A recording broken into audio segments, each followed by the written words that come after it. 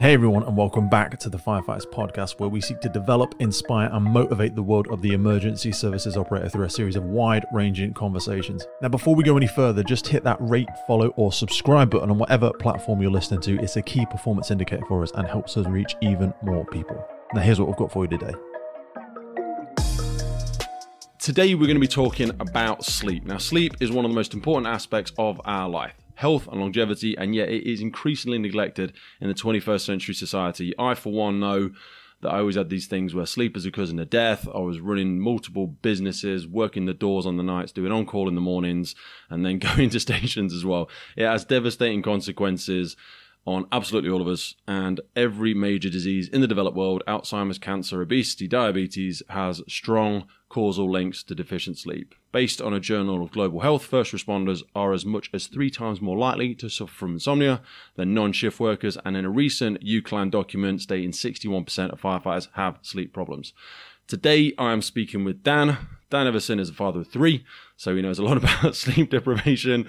He's also a firefighter and watch manager of 22 years. And in the last few years, he has developed himself into an adult sleep coach and consultant. Dan, welcome to the podcast. How are you, my man? Thank you very much. That's great. No, See, I managed to waffle my way through that and not get it wrong. You don't need me. You've got all the info there, Pete. No, thanks very much for having me. Great introduction. Mate, I always... I don't like to pretend anything at all. I always like to get a little bit of an insight, certainly into my guests and into these subjects. And total transparency, I think I first started having this revolution, if I can even refer to it as that, where I started talking to top business leaders, and I had my own coaches when I was running different companies way back when. And they put me onto books like Why We Sleep and stuff like that. And I really had a shift change that sleep is this secret superpower. But like anything else, I got excited about it and then forgot to carry on practicing some of the things that, you know when you pick up a book and then you take away like 20% good stuff from it. But you have kind of gone down the rabbit hole. So there's loads of stuff I want us to cover today. When did you first start getting interested in this as a subject? This episode of the podcast is brought to you by Gore-Tex Professional Fabrics. Now, we all know the working environment of a firefighter is filled with challenges. We face serious risks on the job, such as heat exhaustion, burns, physical and mental stress, and we frequently come into contact with high levels of toxic chemicals. Now, I have been wearing Gore-Tex for nearly 2 decades on the front line, working in hostile environments, tackling challenging incidents from firefighting to water incidents and in urban search and rescue environments. Gore-Tex have a well-earned reputation for protecting professionals in the fire and emergency services through their family of highly innovative, waterproof, breathable moisture barriers that exceeds global performance standards and are trusted worldwide. Gore-Tex, going further together. I would say that was about 3 years ago. Actually, 4 years ago was when I changed my sleep. And about 10 months to a year later, I looked back at it and said, why was sleep so transformative for me? You know, I went through a bit of a personal development journey, and sleep was one of the first things I changed. So yeah, about 3 years ago, I started diving into why it was transformative, why it was how it shifted my world so much, and such direct and indirect positive outcomes for me and such positive changes. So that's when I really dived into sleep and started listening to podcasts, reading, learning, understanding, and just diving into this wonderful world of sleep, and became so passionate. I remember, and every time I talk about it, even now, goosebumps on my arm, because I remember sitting in the gym with my headphones on, listening to Matt Walker, Why We Sleep, as you've already referenced, and I was like, mouth wide open. That cannot be true. That cannot be the science that we have found. And so it was. And whilst I read into that and learned it, and I could share it with you today, what I heard from him was just mind blowing. And once I understood it for myself, then I started to share that with friends and family who were having problems. You know, I'm diving down a different rabbit hole here myself, but there was, you know, my mother was a night shift worker. My brother was battling serious issues with depression. And I had lots of colleagues who were struggling to sleep at work, before shouts, after shouts, at home. And that's where all of that passion that I had for understanding and learning it came into it. I did some qualifications and some accreditations through coaching and through sleep. And then that's where I started to help colleagues and really see the benefit. What was the pain point though? Why the shift to really look at it? Because I always think the irony, because I used to talk to clients about this when I used to own gyms, about hydration. You know, I'd always make the joke that We get up in the morning, we put everything through a coffee steamer, we douse our bodies in litres and litres of water, but no one ever thinks to drink the damn thing, and it falls from the sky for free. And I think of sleep, not even just in the same way, but even worse, in a good way, because you can't, I mean, people are actually talking about prescribing it now, but you can't sell it. So I wonder if that is a big factor of why it is not spoken about as much. And also when people, like you say, your brother, and people are having these really traumatic challenges of depression, and certainly with firefighters and first responders, they don't think, and I'm not saying this simplicity is the answer to everything, but something so simple could be a massive game changer for them. Yeah. Wow, there's a few points to come back on there. I'll try and do it in some sort of... Oh, wow, that's a question. Okay. First of all, let's go with the pain point, and then we can go on from there. The pain point for me was, again, about 4 years ago, I was finding myself, the number one thing for me, I was so emotional. I was just triggered so quickly. I would find myself snapping at the kids, just becoming quite frustrated and angry and emotional at such ridiculously trivial things in my life. It was impacting upon my relationship, certainly with my marriage. It was impacting upon my relationship with my children. It was impacting upon lots of other areas. Then, of course, it was impacting upon my motivation and my energy and my focus. But the main pain point really was it was impacted upon my relationships, and my nearest and dearest were being affected by it, by how emotional I was becoming. And I was so dead tired all the time that really I got to a point where I just said, something has to change here, because I'm going down the path. I'm not going to mention the path I was going down necessarily, but I was going down a path that a very close person to me had also followed about a year before, and their life had changed quite dramatically. And I was like, I do not want to go there. I am literally on the same path. I've trodden the same steps now. I can stop this. I can choose to carry on, or I can choose to go a different way. And so the pain point for me was then, and so I made those changes. And of course, I'm 4 years down the road, and I'm still making changes. I'm still trying to improve and learn new stuff. But I'm finding that the mindset. How old would your children have been then? Sorry, just for context, because you've got three children, and I don't know what the age brackets are. If you have, they're now 10. They're now 10, 8, and 1. We haven't heard him yet in the background. Yes. What are you doing? What are you doing? You was free. So yeah. Well, I've got 23, 15. No, sorry, I'm lying. 23, 18. And 11. Yeah. So similar sort of stuff. And you're like, oh, but I'm literally nearly out of the woods. I am. My daughter's walking to school now. Wow. She's looking after herself. But that's an additional, like, if you feel like a ship, this is such a horrible analogy, but if a ship is struggling by itself, you then, it's already taken on water. And then you throw family and children responsibilities on top of sleep-deprived shift workers, first responders, trauma. Oh, my God. Yeah. You know what I mean? You're paddling like crazy, just trying to keep afloat. That don't go anywhere. And so, that was my life essentially. I was stuck. That was what I'd say to people. If I was to bore you with my mission for a second, if I did, that it would be the number one thing I felt was stuck. I felt stuck. I felt emotional. I felt tired. They're the three things to sort of package that up. Tired, stuck, and emotional. Going nowhere. Trying to keep the water from taking me down, and just finding myself really struggling with lots of things. So. That was the pain point that meant that I walked into a different world, and I started to change my mindset, change the way I approached my sleep, as well as conversation, communication, the way I approached my work, the way I approached exercise, how I ate, what I drank. Certainly, alcohol was a part of that journey, and so lots of speed bumps along the way and lots of dead ends, but essentially a better place than I was, and so. That meant for me just understanding about sleep, and like you mentioned about, it's free, it literally falls from the sky. You've got a choice to have this, lots of experts say it's like the best performance enhancing drug that's on the market. It's absolutely free. Everyone can have it every single night, and yet we choose not to have it. Sports athletes and teams are diving into sleep, knowing that these are the marginal gains that they can really help impact their athletes, and it's a free performance enhancing drug. There's no test that's going to catch you out with this. This is absolutely free. And like Matt Walker says in his book and some of the stuff online, the British sleep scientist and researcher, if you was to put in a pill, that this thing is going to improve your health and well-being. It's going to improve productivity. It's going to ensure that your immune system is strengthened. You're going to not have cancer, diabetes, or less risk of cancer, diabetes, Alzheimer's.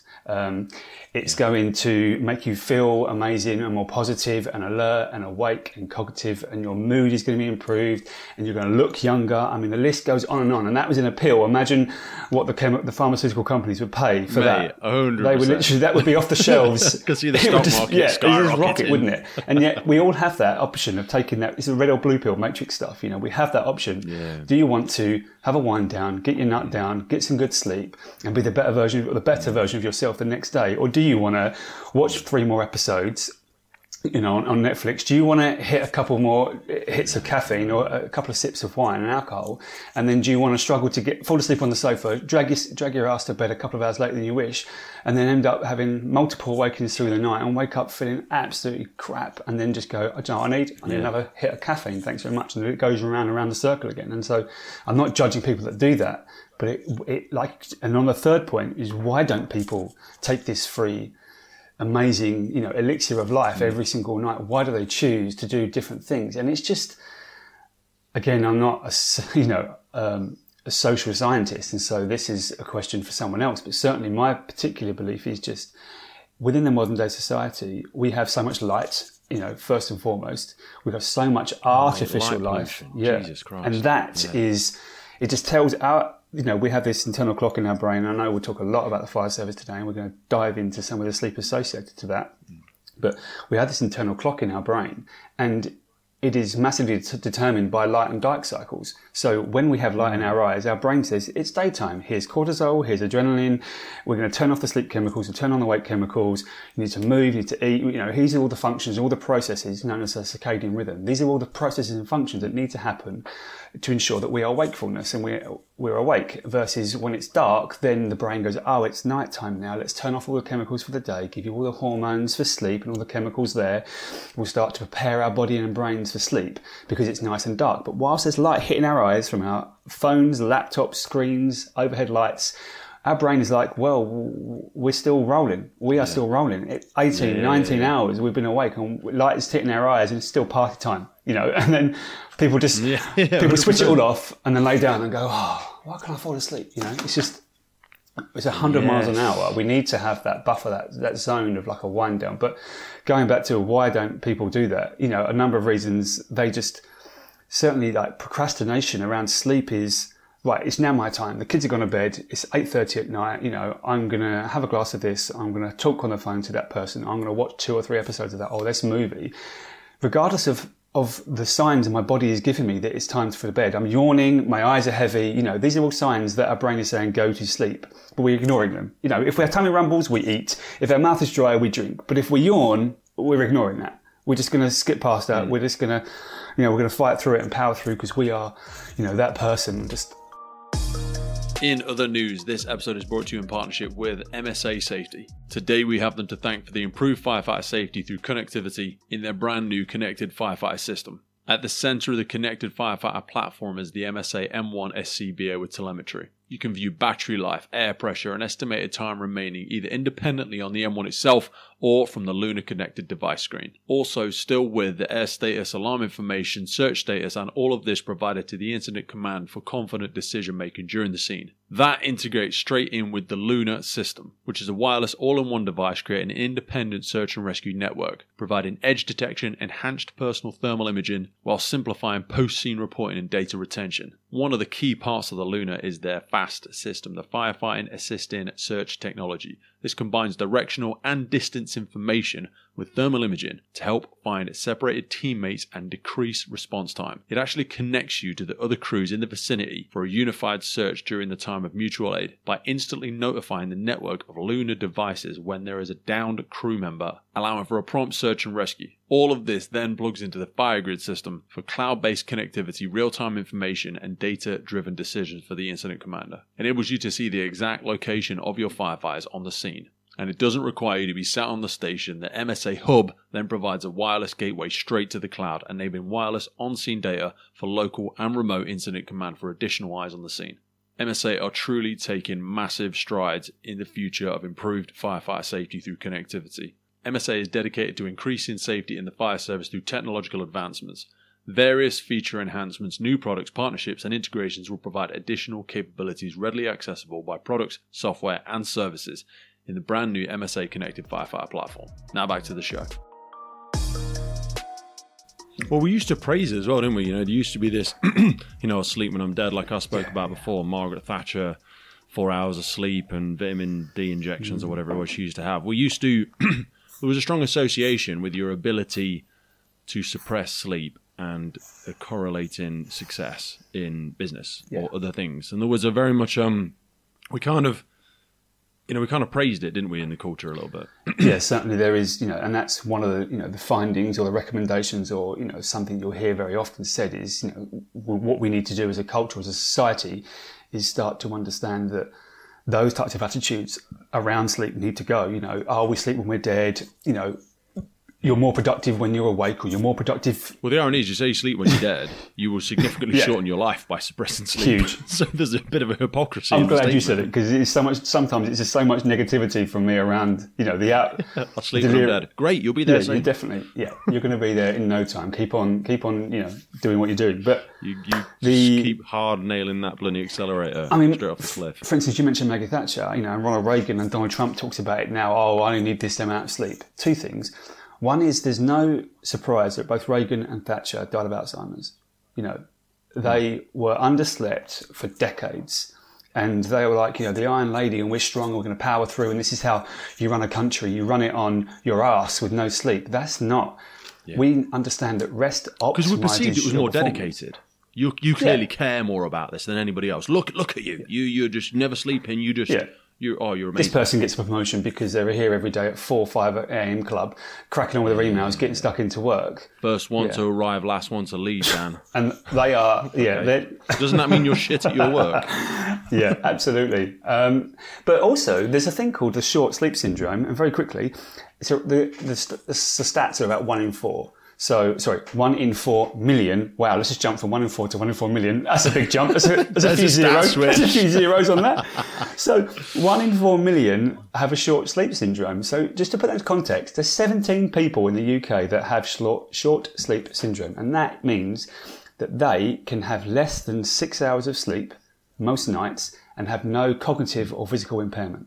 So they are essentially, we've got 17 superheroes walking around the UK right now that can have less than 6 hours sleep and not impact any of their cognitive or physical functions from day to day. It's such a rare syndrome. Like I say, it's 1 in 4 million, and that number's probably going to grow. Yeah, but what's the counter cost to that? Because all you're referring to there, I say, is cognitive abilities.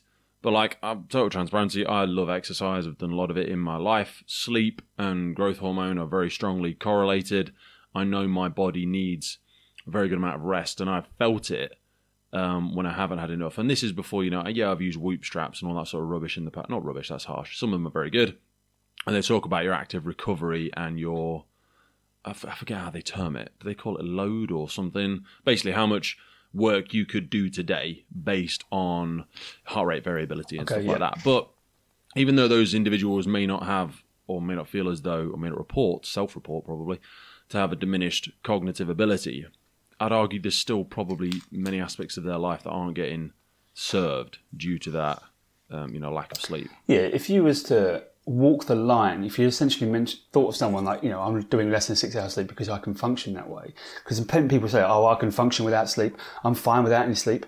It is, once you start to measure people's, their own, biologically speaking, their physiology, if we start measuring that, we can see those impairments, regardless of how they subjectively feel. I feel alert, I feel awake, I feel like I'm buzzing. Actually, what you're doing to your cells is you're putting yourself into a stress response. You're putting your body into the fight and flight mode because it doesn't know that shit's going wrong. And the saber-toothed tiger's walked into the cave, and we have got no food. We've got to hunt, thrive, and survive. Otherwise, it's day's over. You're out the gene pool. So whilst these people are walking the line, I say walking the line because there's a fine line between, enough quality sleep and duration versus then you drop into the side where you're going to feel crap and you're going to have those delirious short-term, mid-term or even long-term implications to your health if you carry on. So I know what you're saying about there are many people in society that do know what is the minimum amount of sleep I need to be able to function without trying to kill someone. Okay, that's exactly what I'm going to try and aim for. Versus, actually, I could have another 30, 40 minutes sleep maybe, and I could be, I could bloom in so many more areas. I could have more energy and more focus, and I could be more motivated, and I could maybe exercise, and I might even choose better things to actually, But my concern is that people will, going forward, and especially let's think about our kids. I don't think they'll even know what good looks like from their perspective because they've been so early introduced to technology and stuff like that. People have these sayings like, oh, I'm not a morning person, or, I can't operate without a coffee. A lot of that is just a self-perpetuating belief. It's a little bit of a placebo effect. Because, adenosine is an example. I read stuff that first 90 minutes of the day, your adenosine receptors or whatever, however it works, can't respond to caffeine. Because caffeine, I didn't know this, caffeine just blocks adenosine receptors. Am I right in saying that? It doesn't. People say caffeine makes you feel awake. It doesn't. It just blocks the thing that lets you go sleep. Am I right? I'll probably fumble more. No, you would be more succinct probably than I would be, because I'd rattle on about that for a few minutes and you just did that in a few seconds. So yeah, okay. You're exactly right. Adenosine is this chemical within our brain that releases, the longer we're awake, the more that's released. So this chemical builds up through the day. It's known as sleep pressure or sleep drive. And that's essentially one of the main reasons of how we sleep. One main reason of how we sleep is this adenosine, this chemical builds up in our brain whilst we're awake, moving, talking, being social, working, exercising. And the longer we're awake, the more that chemical builds up. And so, like if you used to climb a mountain, essentially, the higher you go, the more and more tired you get. And that's the chemical. I've got a few analogies for that, and I'm not touched on any of them, but if you was to wake up very hungry, your sleep hunger would be very high. You'd eat breakfast and your sleep hunger would drop, and then you go through the day and exercises and move, and you get to lunchtime, your hunger would be high again. You have a meal, it drops, and the same is for sleep. So when you wake up, you should be at the bottom of the mountain, and you're trying to get to the top of the mountain, and that's bedtime. And what caffeine does, as you've already mentioned, is it blocks, it stops you on that trek up the mountain. It doesn't mean that the build-up is still occurring. It is still occurring, but it's just those receptors are being blocked by the caffeine, which is why caffeine and adenosine sound very similar. And so caffeine sits nicely into that receptor, which means that adenosine is just, if you put your thumb over a tap and it stops the water, yeah, great, it's doing the job, okay? You don't feel tired anymore and you're alert and awake. But as soon as that caffeine releases and transients through and metabolizes through your system, you take your thumb off that tap and all of a sudden, boom, out comes all that chemical that's been building up. And that's where the coffee or the caffeine crash comes from. So, and everyone's... I used to have a little plastic jar that it had little holes in it, and I'd use it as a demo in the gym. Basically put it under the tap, and I'd have these little plugs, and I'd say to people, look, you wake up in the morning, adenosine starts building up, you start getting tired. At these certain points, it will start to filter off, because that's the point when your body wants to sleep. So if you get to, 7, 8 o'clock at night and you start sleeping, you'll notice it starts to drain off at a nice, steady level, and then it'll balance itself out. But if you hit caffeine all the way through the day, and as I'd let the water fill up, I'd plug these plugs in the side of it, and I'd say, it's all building up. And then eventually, it spills over the top in an uncontrolled mess. And that's the point where you're not falling asleep. You just knock yourself out, because you're not falling asleep, you're just exhausted. And I've seen it, my kids, you go in their room late at night to check and they've got their phone in their hand still, and they've fallen asleep and YouTube's playing and the phone in their hand. Oh man, absolutely boils my piss. But it's happened a few times. Or because again, before the oldest moved out, he was like 19, 20, so you're trying to give him that independence, but you wake up because you can hear a noise at 2 a.m. and the goddamn TV's still on in the room.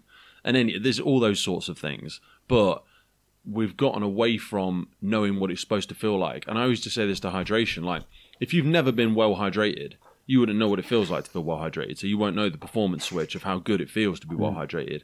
In the same way that I worry our kids and first responders alike won't know what good sleep should feel like, because they've never practiced sleep hygiene since they were probably a baby.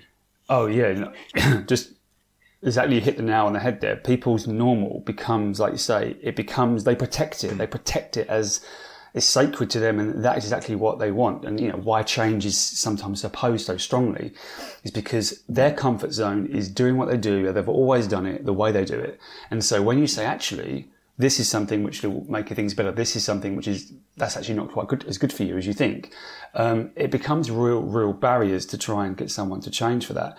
Sleep is the same. Like you say, they don't understand good sleep hygiene. Not necessarily they don't understand it, but they're not willing to make a change to their current habits, if you like, because it's habitual, isn't it? Like caffeine, like in the mornings and stuff. She's like, I must drink a hot beverage, and it just becomes habitual that they will look at a phone. You go onto a fire station of a night shift, you know what happens? The first thing that happens, well, not the first thing that happens, but very quickly after starting your night shift, a caffeinated beverage is in front of you. You're going to be drinking tea or coffee. Yeah.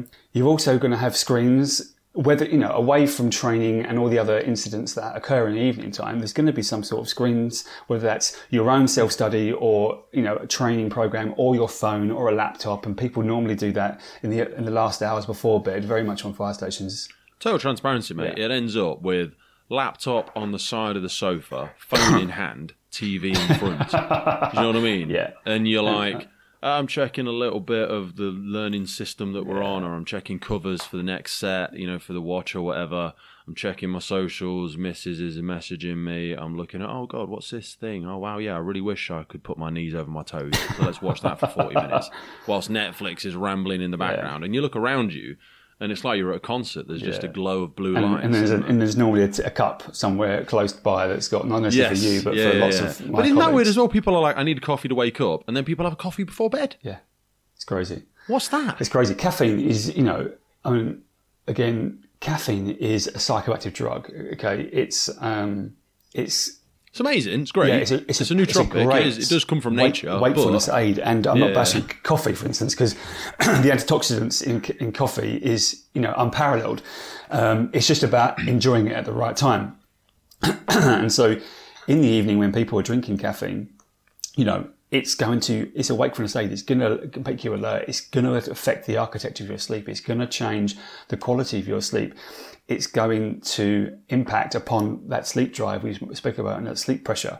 If you keep blocking those receptors with caffeine, then you are going to have an impact upon your sleep quality. They did a study to find that people that drink caffeine in the late afternoon and the early evening, they are reducing their deep sleep by 15% every single time they do that. So, and essentially what happens is if you were to drop 15% of your deep sleep, that would mean we'd have to age you on average 14 years for someone to drop deep sleep by 15%. So you could either age yourself by 14 years or drink caffeine in the late afternoon or early evening every single night, which is what a lot of people do, which is why caffeine is becoming, although it's great for many things, it's just having that awareness of if you were...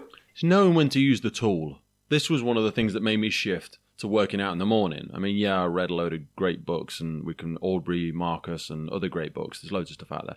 But one of the things was, and I still speak to people now, they're like, I like to train after work because it helps me clear my mind and blah, blah, blah. But what they also end up doing is 5 or 6 o'clock in the evening, they're taking a pre-workout. They are bashing loads of chemicals into their body. And I even took it even further was my problem. Like when I was doing all the businesses and the doors and all this sort of stuff, I messed about with speed. I messed about with ephedrine. Do you know what ephedrine is? Ephedrine's basically speed. Right, okay. It's basically the same thing. It's banned substance in sport. And then did you ever see the film Limitless? Yeah. With Bradley Cooper? So that's based on Adderall. So Adderall being ADHD medication that, again, is very similar in its structure.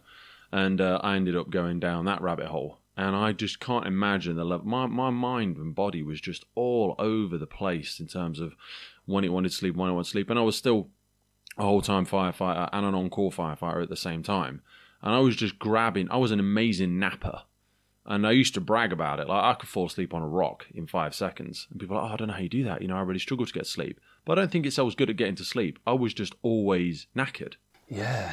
I mean, I can just imagine how that feels. I know that yourself and myself and many of our colleagues can, and lots of people within emergency services can relate to just feeling knackered all the time. And so it's natural. Oh, do you know what I'm going to do? I'm going to look at my behaviour and my attitudes and my cognition around sleep. No. What I'm going to do is I'm going to get some sort of chemical imbalance of many different available supplements and medications and otherwise over the counter or prescribed, and I'm going to bang them in, and I'm hoping that that's going to fix it for me.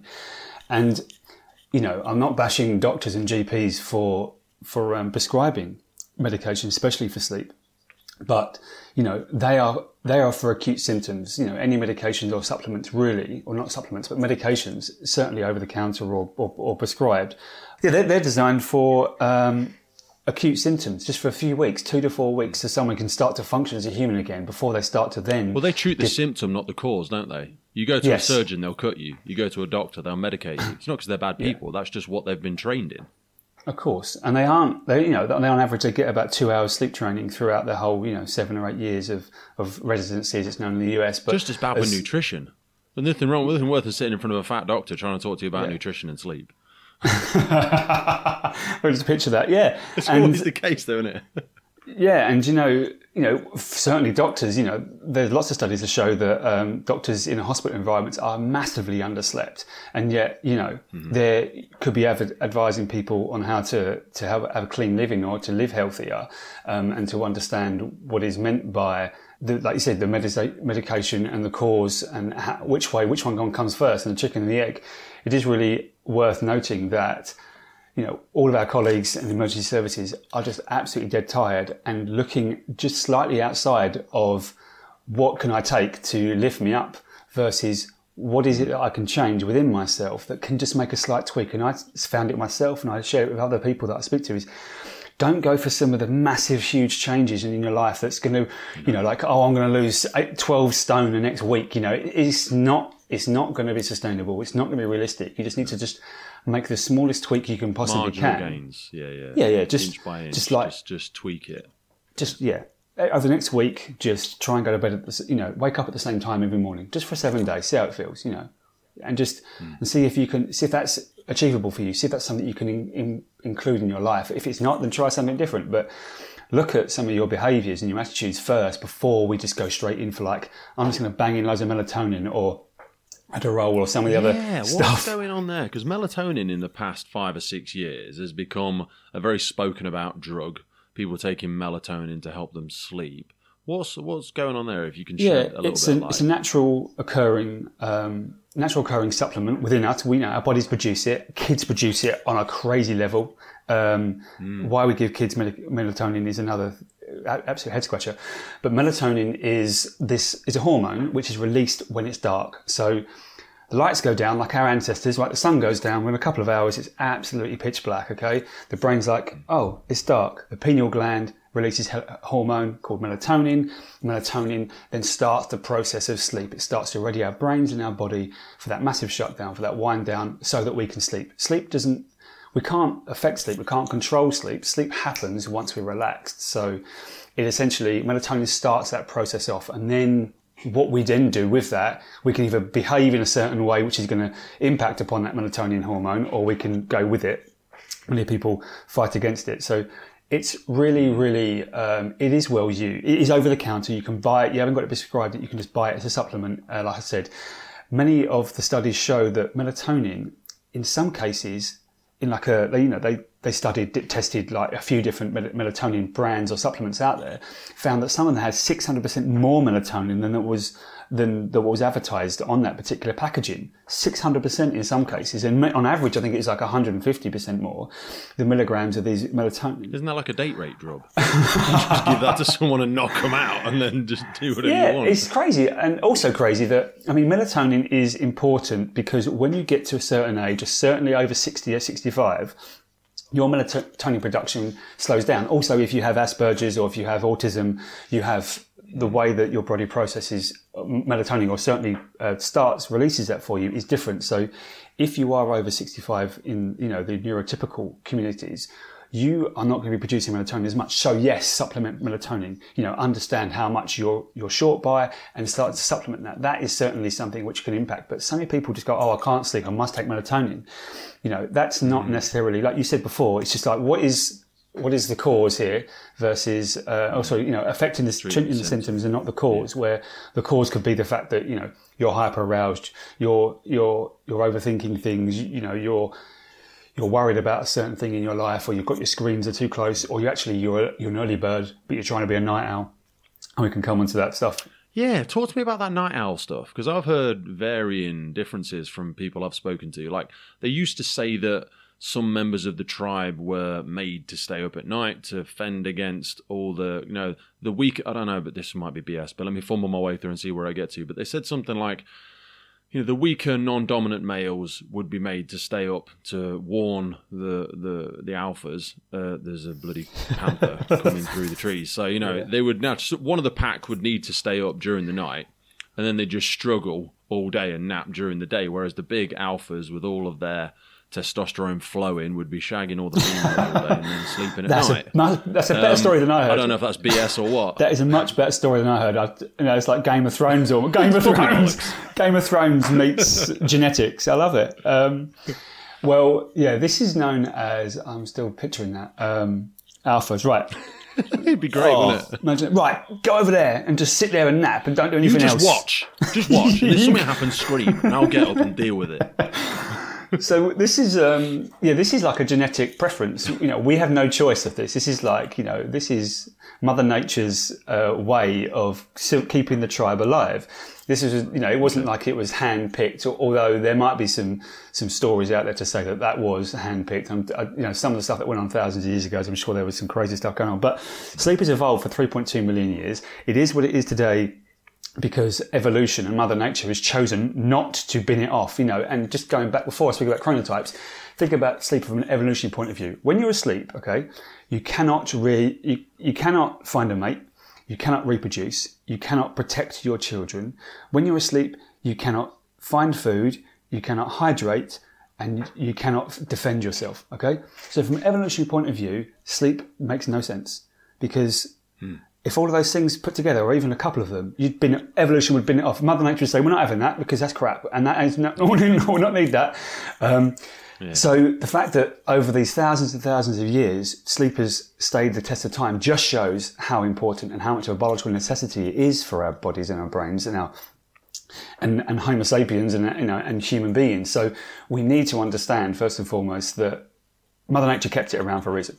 Chronotypes is something which is an added additional safety measure, if you like, that was put in place so that no matter what happens, the tribe would only be open to, attack or predation from jaguars and panthers and tigers and lions for a couple of hours for the sleep period. Because what would happen is you'd have early birds. They would go to bed, let's say 8 or 9 o'clock in the evening, and they'd wake at sort of 3 or 4 in the morning.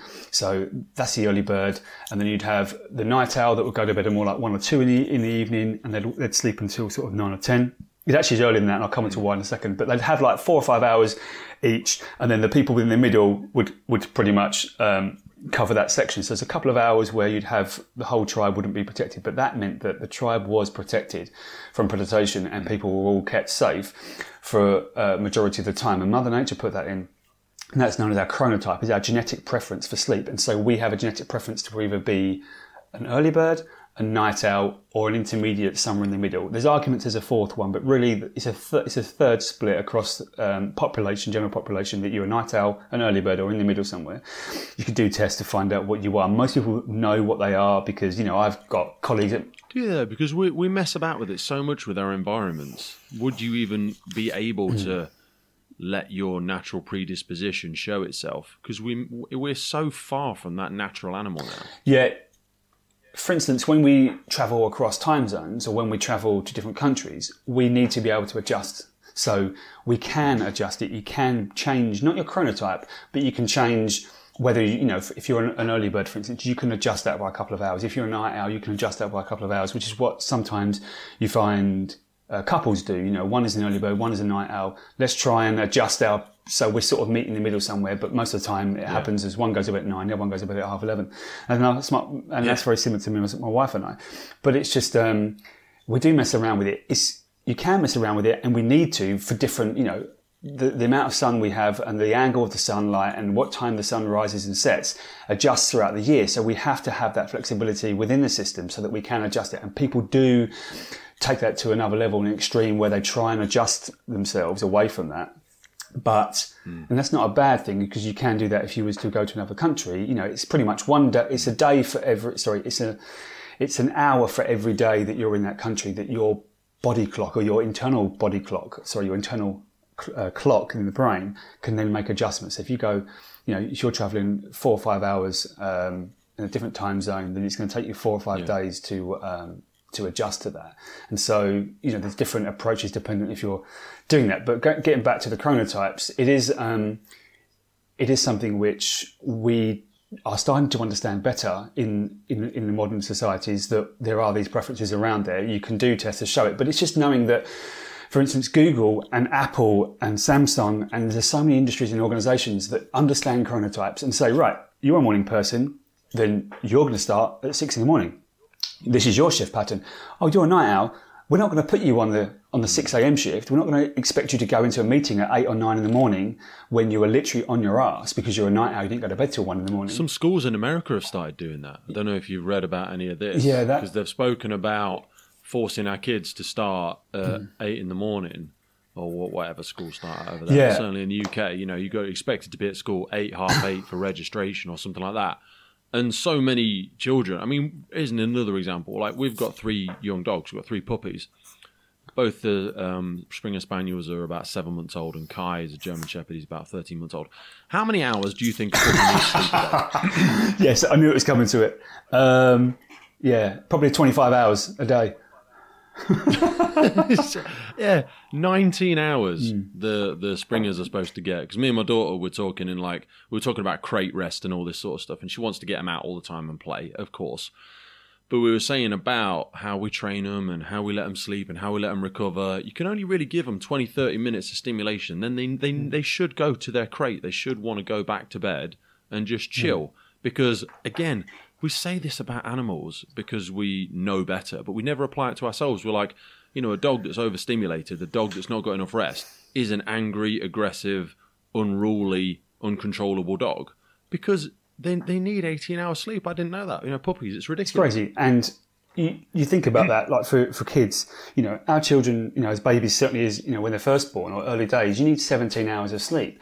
And so, you know, if that child is underslept or overtired, then they're going to be screaming. It's going to be an issue. Like you say, is with a puppy. They're overstimulated or underslept, they're going to affect them. And developmentally is where it affects them, because that's exactly what we do. When we sleep, certainly as babies and adolescent, you know, even up to our adolescent years, our brain is developing. We are going through that neuromaturation. We're developing a number of different cells, a number of different ways. And this is really important that when we sleep, this happens, this occurs, which is why when we're small, like puppies or we're babies, we need extra sleep, because that's when all the developmental stuff happens. So we know that, and yet, you know, and there are animals that sleep, you know, there's some that's you go into like half their brain sleeps for an hour a day, where we have like, you know, koalas and sloths and your Springer Spaniel, which is doing 19, 20, 22 hours a day of sleep. And in the animal kingdom, including us, everyone has different preferences, but we're probably the only species that delays and adjusts and fucks we about manipulate everything without sleep. It's one of our privileges, like that's why we live all over the world, because we manipulate our environment, but we do so at a tremendous cost as well. I wanted to take you into, there's a few areas which I've noted down and sort of pigeonholed. One was alcohol, which I'd love to discuss at some point in time. But I wonder if it's best place to go to environment and the people that we're around, because you spoke about yourself and your partner having different, you know, different habits, different sleep habits. Me and my partner certainly have different sleep habits, or we used to, and we've pulled them into line. But it's hard to influence people around you, and that's also perhaps a nice segue for the people that we work with, the societal and the organisational demands that are placed on us. Yeah, definitely. Jump into that one second. First and foremost, you know, you just need to find what's right for you. I mean, it sounds ridiculous, but once you have this education out there, like we're growing awareness today by talking about it, and, you know, I'm growing awareness within my fire service and in my tribes around sleep. Once you have that awareness, then that's it. I'm empowering you to then, you can go and find out more. You can understand what you want to understand. You can listen to what you want, and then you can make the changes that you'd like to. And I'm hoping to inspire people or empower them, but I'm not going to try and force it upon people. You know, this is the information, this is the education, this is the studies, this is how your life could be different or could be shorter, depending on what you carry on to do. You can do what you like with that. Isn't there a hidden accusation within that as well, though, which is a tough one? Like, I'm just trying to place myself in your mind when you are talking to perhaps senior leaders who have done 25, 30 years in the services, and you're saying to them about how we need to look after the long-term health and well-being of our service personnel through encouraging better sleep habits. And they go, well, Dan, I've done it for 25 years, didn't hurt me, because there almost needs to be an admittance there. If I was to accept and embrace this information, that I have to acknowledge that I've done something wrong and I may have unknowingly damaged my long-term health and well-being. So there's an incentive to protect against that change. If you're a regular listener to the podcast, then chances are you are big into your own personal development and the development of firefighters around you. So I wanted to remind you of our mobile app Drill Book. This is a free training and development resources made by firefighters for firefighters. Heading on to Drillbook, you will find incident debriefs, radio messages, notes and lines, quick reference guides, quizzes every single day. We've got useful links to the ERG, to Web Rescue, to Jessup, Euro Rescue, 10-second triage, National Operational Guidance. You've got trauma, skills, sessions and questions in there with 10-second surveys, patient handovers, questioning, bleed controls, vitals, major incidents, and not to mention our daily quizzes where you will find questions on extrication, casualty handling, breathing apparatus, fire development, water rescue, rope rescue, you name it. It is the go-to resource if you've got a spare 5 minutes on the firehouse to develop yourself and those around you. Not only that, if you're looking to get into the fire service, we've got advice on there on interview questions, interview answers. You can build your own questioning in there. We've got radio messages apps where you can develop and put together your own methane, if code, and a whole area dedicated to knots and lines and incident debriefs as well. All of the incident debriefs that we have gone through on the podcast, you'll find them there. And again, remember, this is built by firefighters for firefighters. So you can add your own drills in there. You can pick the drills that you find the most favorite. When you go to search for different drills in there, you can find breathing apparatus, hazmat, incident command, ladder drills, pumping, RTC, trauma skills, winching and recovery, urban search and rescue, height rescue, water rescue.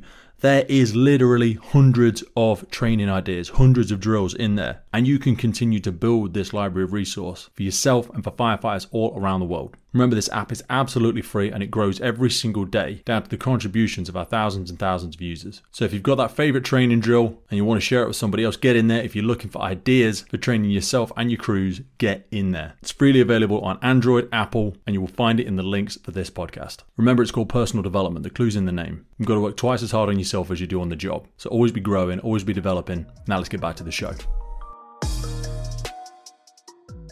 Yeah, and I've found that in my experience, not only because, I've got notes on these, but the reason I've got notes on, for instance, organisational change and policy change and some of the stuff that I put, because I went to my service about this 2 years ago and said, this is what I've got, this is what I believe, this is what I think we should do. These are the phase 1, phase 2, phase 3, phase 4, your biggest asset is your, other people within the service. This is really important. And I definitely come up against barriers.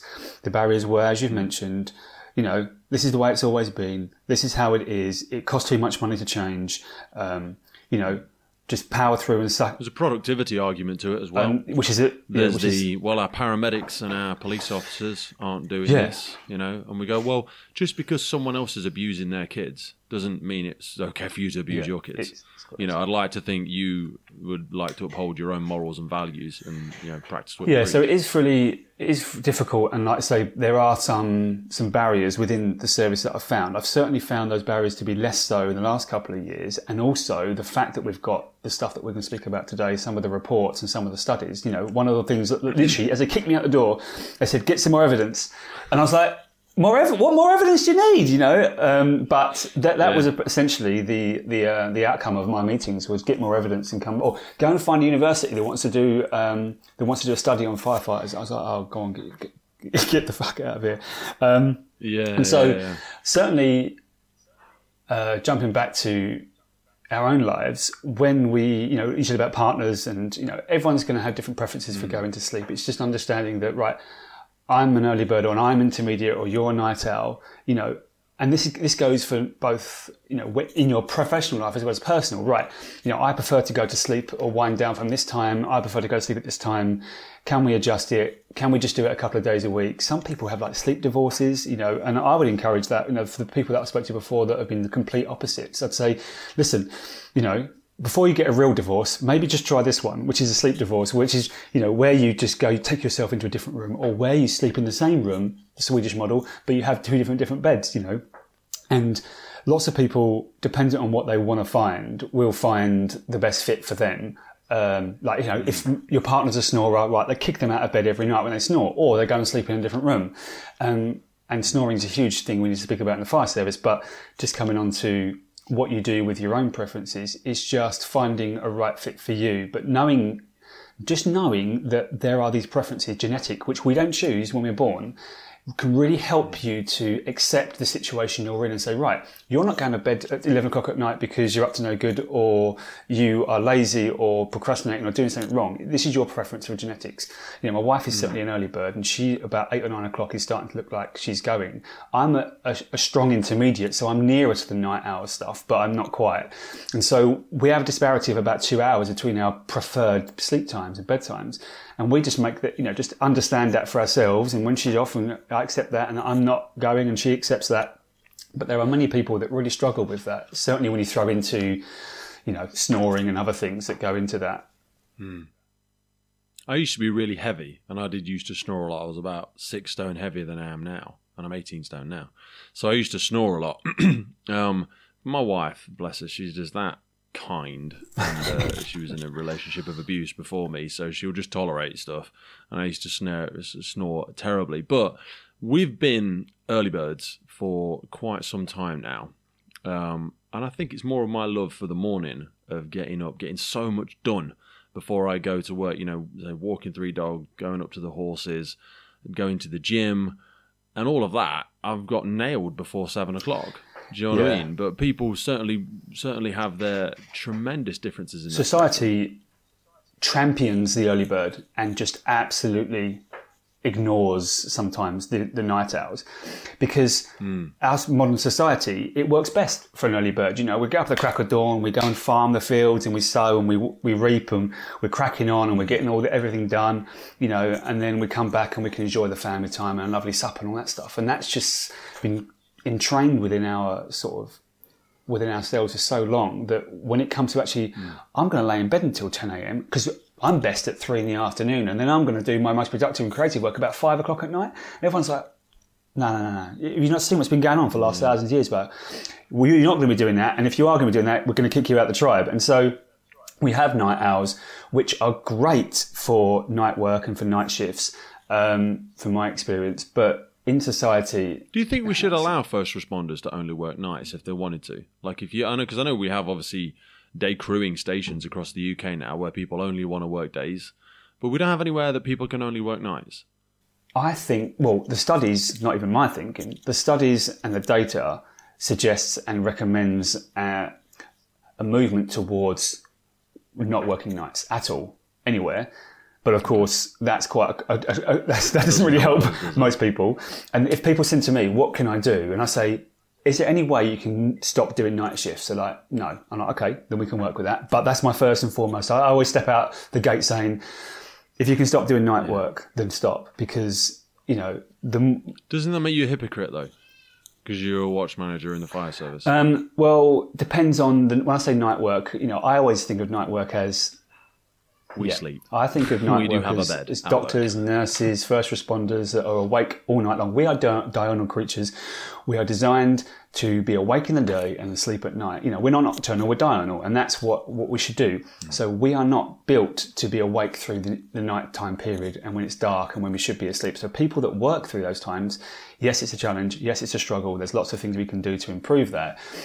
But if you do that, and that is you do night shifts like my mum did. My mum did 3 nights a week. It is so difficult. It really is to sort of fit into the mould of society and to adjust your own lifestyle to that, and to also live a healthy life without any health implications. I haven't found a shift worker yet that didn't have problems with sleep, or of course the indirect implications of having or working nights. So I wouldn't say it makes me a hypocrite. I'm aware of nights and the impact they have on me, but I either put things in place before or during or after that mitigates some of those implications for me. But that's because I know a bit better. But But this is stuff that, like you said, there has been genuine, loads of studies been done on it. I mean, take us into the Cleveland Clinic for a minute, because they did the shift work sleep disorder stuff that worked on, looked at the circadian rhythms and the effect that it had on non-traditional hours. If you could take us down that rabbit hole for a bit, because again, we'll provide links for this in the notes, but there's a lot of data around this. Yeah, I'm not sure if I've seen the exact one you're referring to, but I know the Cleveland Clinic, and of course shift work sleep disorder, or SWSD, is something which is growing in the last couple of years. For instance, let me just jump back a few years to the World Health Organization. So the World Health Organization, they classified any night shift work as a probable carcinogen. And so when they did, that, that shot shockwaves across industries, but people just scattered for hiding places, as far as I can see, because the implication that would have on staffing and how that works is huge. And so when I can imagine all the Amazon warehouses keeping their head down and going, whoa, keep that away from us. We can't possibly read that. And so when the World Health Organization said that night shift work is a probable carcinogen, that's when we understood that we are slowly killing our night shift workers, or we're shortening their lives. We are giving them life-limiting conditions and diseases, or certainly there was the suggestive evidence for that, and there was the correlatory evidence for that. Now we're looking at some of the causal stuff, especially with Alzheimer's and shift work. And I'm going off slightly here, but shift work sleep disorder is something which is in the last couple of years really becoming more understood. Without knowing the exact numbers, but shift work sleep disorder is prevalent in lots of shift workers. People that work night shifts are certainly going to be fall into that category, or they're at higher risk. Of course, you can understand people who work nights are increased risk of lots of things, but one of them is. In this report here, it says sleep work shift disorder affects 40% of people who work non-traditional shifts. Yes, that's the Cleveland. Actually, I have read that before. Sorry. Yeah. I'm genuinely worried about the Alzheimer's thing. And I know sometimes you can think about something so much that you start diagnosing yourself. But I think my memory's quite poor.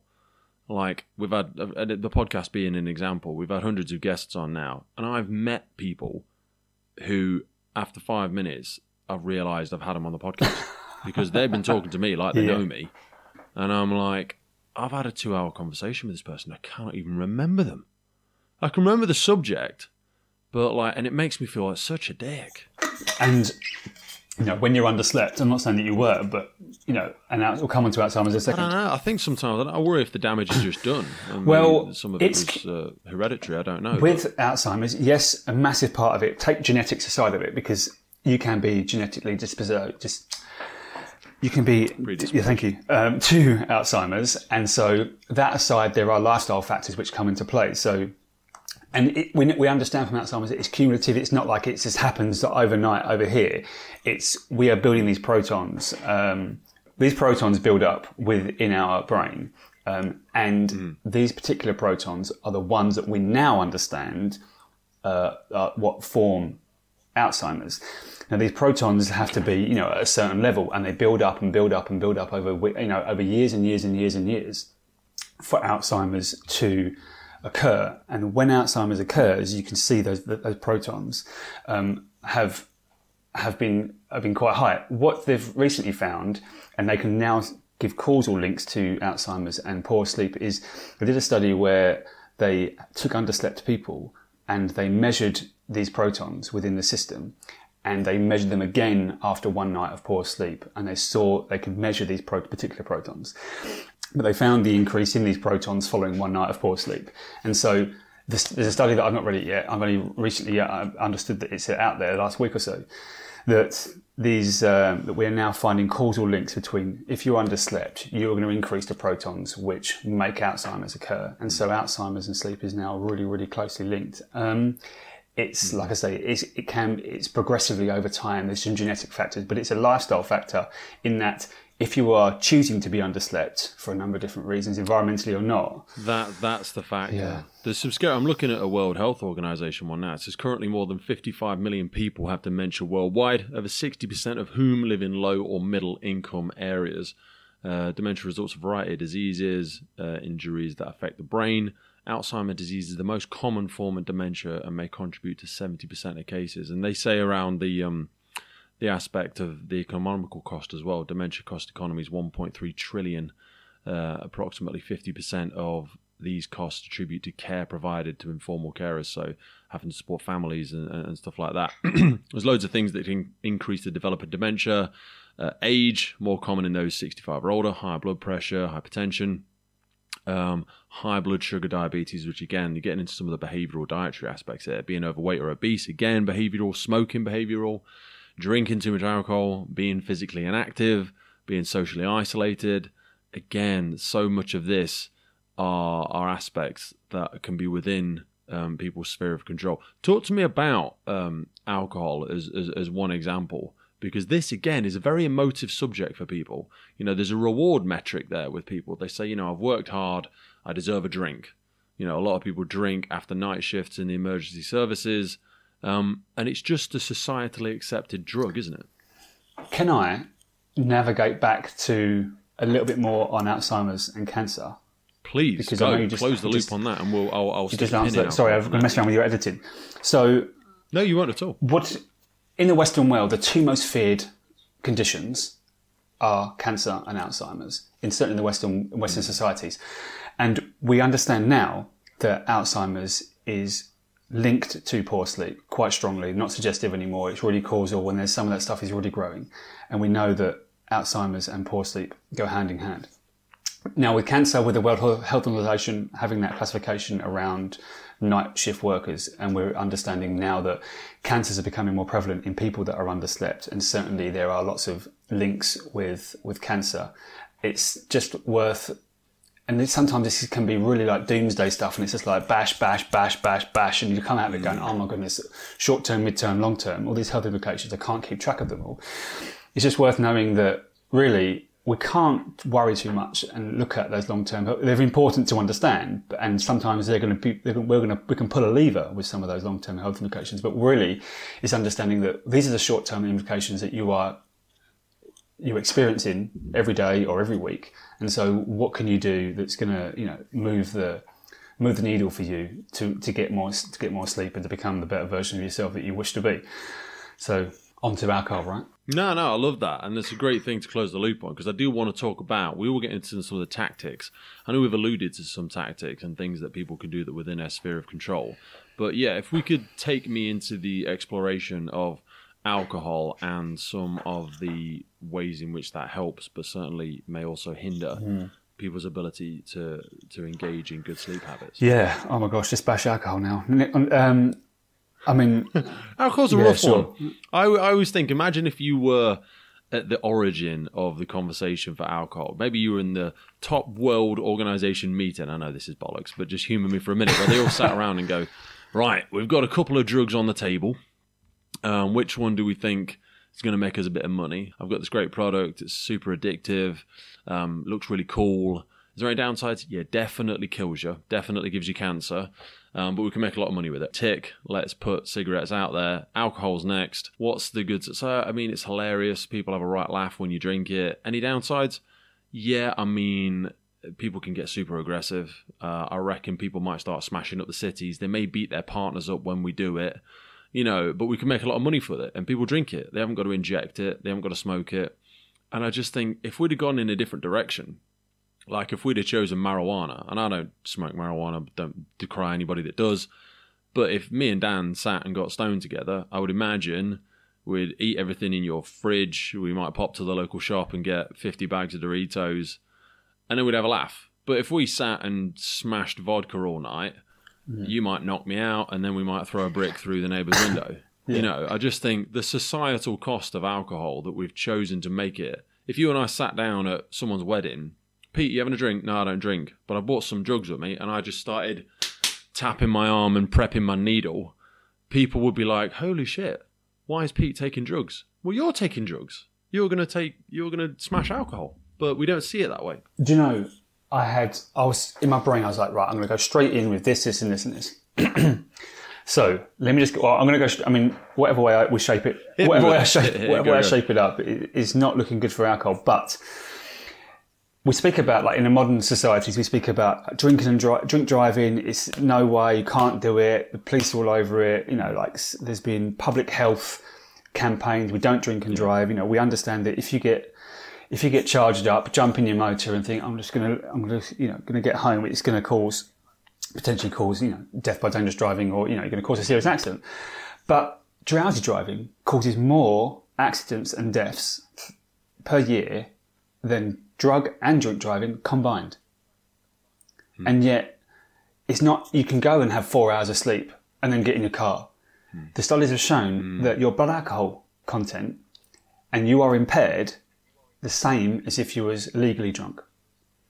And yet people get in their cars, especially fire service or emergency service workers after night shifts, we get in our cars and we're driving two-ton death machine down the road, and we're underslept and we are drowsy and we can have micro sleeps, and we're causing accidents and fatigue-related crashes that happen mostly happen between 10 and 2 a.m.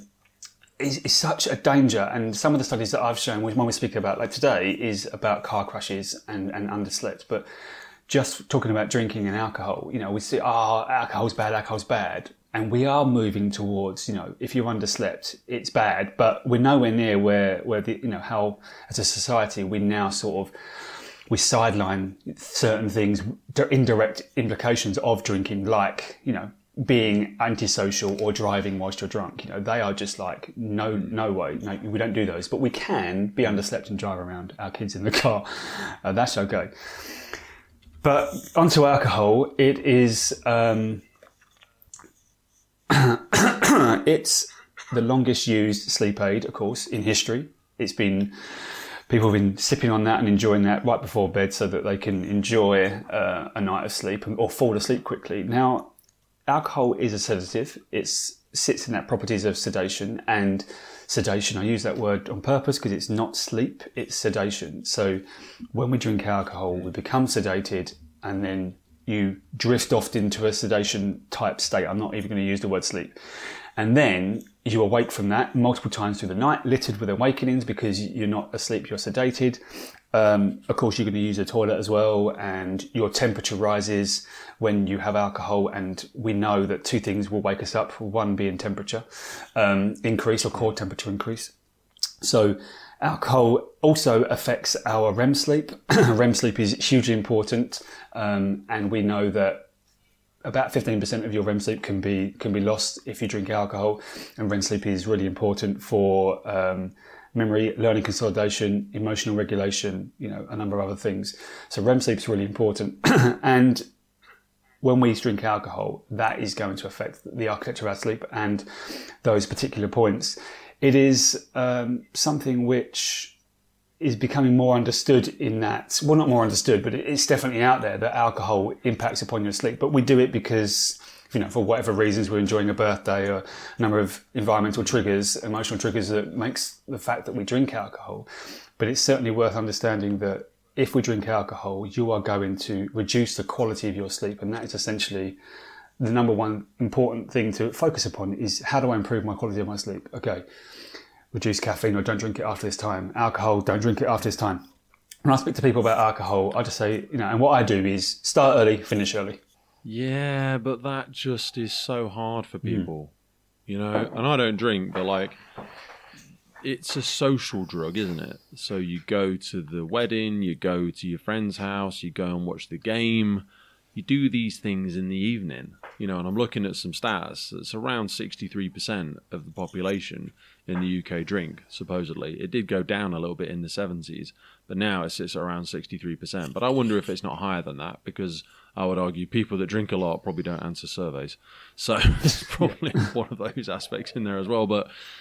And it's such I just feel like it's so emotive.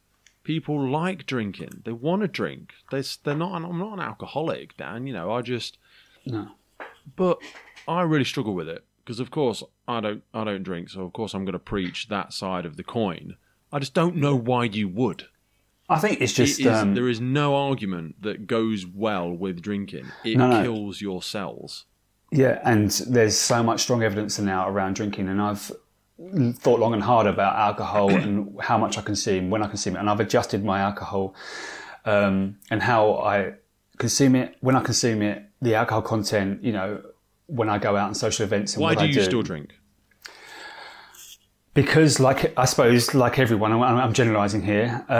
I do it Don't for say everyone. You're not allowed to use a secret army in your back pocket. Okay. So when I drink, I suppose it would be some sort of an outlet for a number of different emotional things in my life, or whether it's stress or depression, or not that I'm depressed, but I'm just saying that there's these, we're going on a roller coaster. Life is a roller coaster, and sometimes there are things that we can use as outlets. Yes, there's better things like movement, which is going to, of course, release lots of feel-good hormones and chemicals, and that's much better than alcohol. But alcohol, like you said, it's social, we're tribal, it's in the evening when we're relaxed, and some people do that. That's why I drink. But I've certainly adjusted my alcohol approach, and I went 6 months without alcohol throughout COVID, like everyone else did, I suppose. But I did do, I've adjusted it, and it's certainly something which I'm not sure I'll drink alcohol.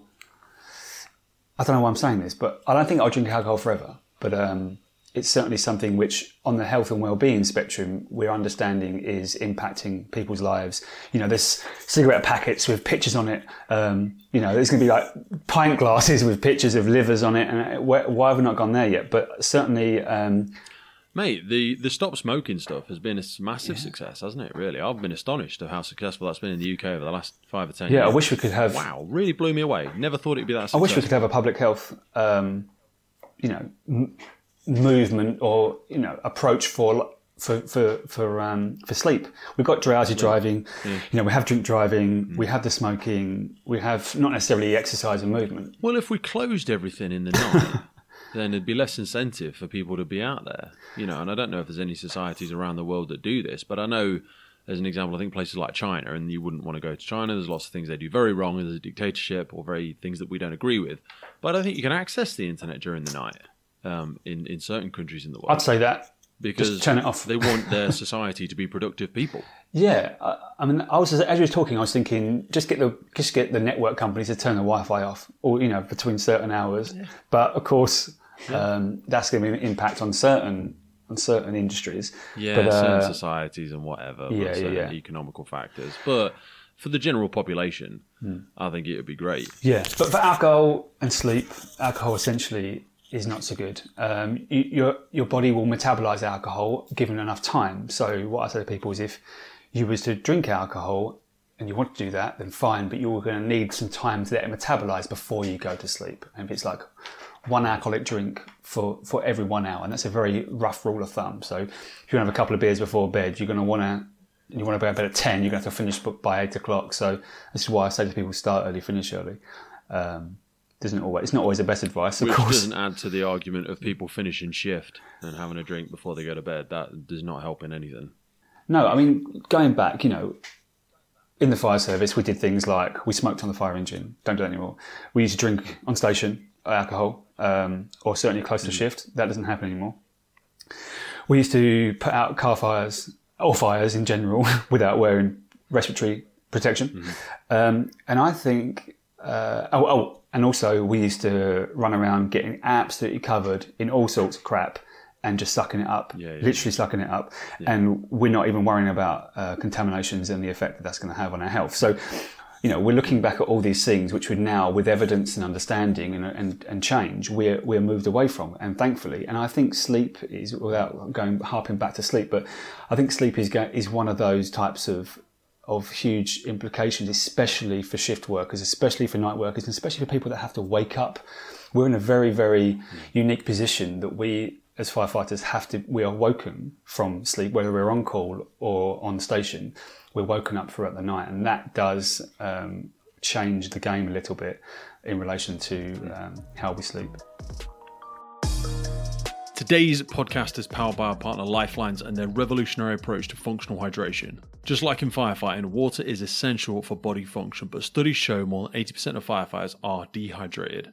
A 25-year study findings from the National Institute of Health showed poor hydration to be linked to early aging and chronic disease, and even mild dehydration results in significant negative impact outcomes including headaches, exhaustion, rapid pulse, irritability, and poor cognitive function. A study conducted by Yale University showed that participants who were just 1% dehydrated had a 12% increase in errors when performing tasks that required cognitive flexibility. In addition, dehydration is shown to worsen mood and attitude, contribute to confusion and poor decision making, and negatively affect memory and judgment. In other words, you really don't want your incident commander, firefighter, or for that matter any first responder on a critical scene to be even slightly dehydrated. Mild dehydration occurs when a person is just 1.5% dehydrated, a condition that does not even trigger the thirst response in most people. So just imagine how quickly a firefighter or any first responder can and does become dehydrated in their day-to-day duties, which is why I address my hydration first thing every day with Lifelines. Go into the notes for this episode and specifically check out Lifeline's Hydro Fuel and Hydro OG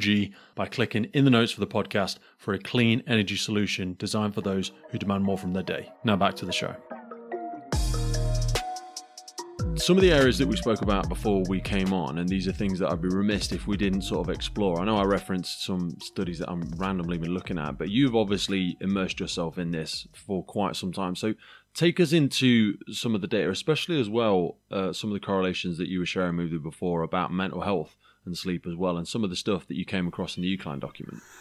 Yeah, I mean, generally speaking, you know, we understand from the research and the science that they have yet to find a psychiatric condition that does not impact upon sleep. So that understanding that is a huge avenue into knowing that anyone that's struggling with their mental health, their sleep is going to be impacted. The UClan document stated, and it's not surprising that they looked at UK firefighters' mental health, and they found, and linked it to contaminants, they found a huge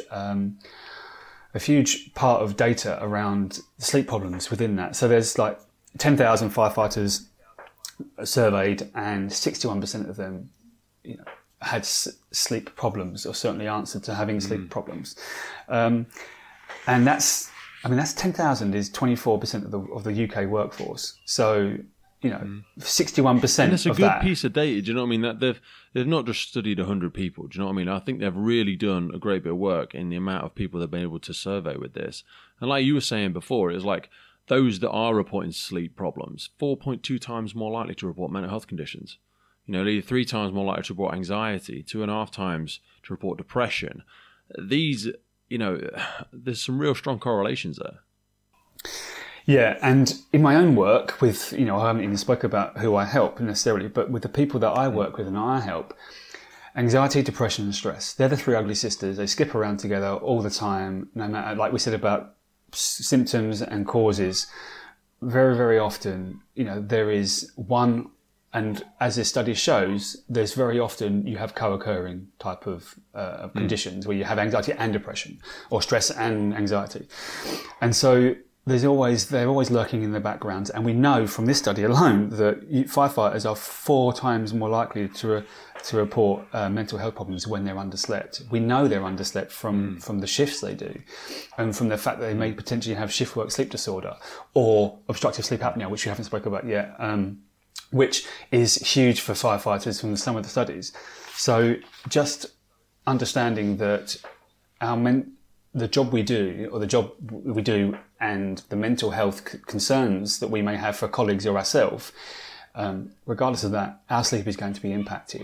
And therefore, all of the short, mid and long term health implications of being poorly slept. It's not like you have 3 nights of bad sleep and then you go and get it sorted and get it fixed. Most people I speak to have had months and months and months, and lots of them years. You know, some colleagues I spoke to in the fire service, when I looked at their sleep, was 20 or 30 years of poor sleep, you know, and they're talking to me and I'm like, yeah, it's not going to be fixed overnight. It's you know, you've got to this point over 30 years. And it definitely is something that is strongly associated just within the emergency services, because I think it's within the same report that it's only around 36% of UK adults have sleep problems, whereas, like you've already alluded to, it's over 60% of firefighters. Expand that aspect of insomnia and apnea for me. Okay. I mean, first and foremost, I do believe that sleep problems in the fire service is higher than 60%. I also believe, you know, from my own very small window of I use the same methods with the questionnaires that's in these reports and other reports that I've not shared yet. I use them for, of course, my own clients, but I have used them with fire service colleagues, and the numbers are almost the same, if not higher in some areas and sometimes lower. So I'd say that the sleeping problems within the fire service, I think, is higher than 60%. There's limitations within that particular report in that, not everyone, I haven't got mental health because I'm a geezer, I'm a firefighter. I'm not even going to fill that report out because I haven't got a mental health issue. And so there's lots of limitations around it. But people that are struggling the most are least likely to fill out these reports. Yeah, exactly. Concern about, the repercussions of filling out such a report within the fire service and the distrust from back in the day. So I'd say that, so that's the document and what I feel about the sleeping. And also the UK, 36%, I think is higher as well. I think it's always growing, that number of people within the UK that have sleep problems. Certainly 1 in 3 have acute insomnia symptoms. So that's a huge number, and 1 in 9 have chronic. And like we've already said, that's a stark number, and the fire service is a higher risk of that. Going on to insomnia and sleep apnea. Insomnia is a sleep disorder characterised by a number of symptoms, mostly finding it hard to fall asleep, finding it hard to stay asleep, so having awakenings through the night, waking up feeling unrefreshed, unrestored, waking up earlier than you'd like, and having a number of daytime impairments, normally around being tired, fatigued, memory recall, we already showed that together, forgetting stuff, mood disorders, falling asleep maybe, when we're driving. There's a number of different things that happen through the day as well. And so if you have one or any number of those, there's a potential that you have insomnia. I just mentioned 1 in 3 have insomnia, acute insomnia symptoms. And so you could argue that firefighters have acute insomnia symptoms every time they go to work on nights. Because they're either struggling to fall asleep or stay asleep. They're waking up early and they're unrefreshed. A lot of that, of course, is due to the environment and also where we work and how our shift and how we're alerted to incidents. But that's insomnia, and that's pretty much where most of my work is, and that's most of my understanding is around insomnia. I'd say that's the thing that I deal with most because that's the most prevalent of the sleep disorders. In the fire service, though, from a report that was done in 2015, in the US, 7,000 firefighters were studied, and they found that 7,000 firefighters, they found that 40% of them had sleep disorders, at least one sleep disorder. And of those 40% that had sleep disorders, 80% of them were undiagnosed and untreated. And of that huge number of people, they again studied about 7,000 people. Of that 7,000, cut that out. Of that 40% of people that had sleep problems, 30% of them had sleep apnea. And that was the highest of all the sleep disorders they found within that. Now, sleep apnea is a sleep disordered breathing condition. It is characterized mostly by snoring, which many people understand.